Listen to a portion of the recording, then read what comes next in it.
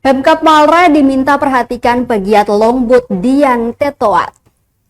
Pemerintah Kabupaten Maluku Tenggara atau Malra Provinsi Maluku diminta memperhatikan aktivitas 36 pegiat longboat pasca rampungnya jembatan penghubung Dian Tetoat.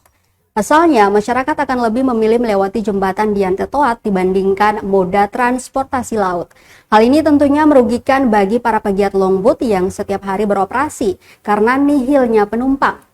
Salah seorang pegiat longboat, Jafar Ubrusun, mengatakan longboat ini telah beroperasi membantu masyarakat sejak 8 tahun lalu.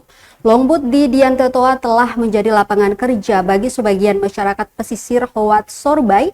Untuk itu, pilihan pegiat moda transportasi laut tersebut meminta pemberdayaan dari Pemkab Malra.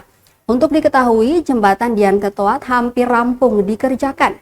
Kini tinggal menanti proses hot mix dan peresmian oleh Gubernur Maluku terpilih Hendrik Lewerisa.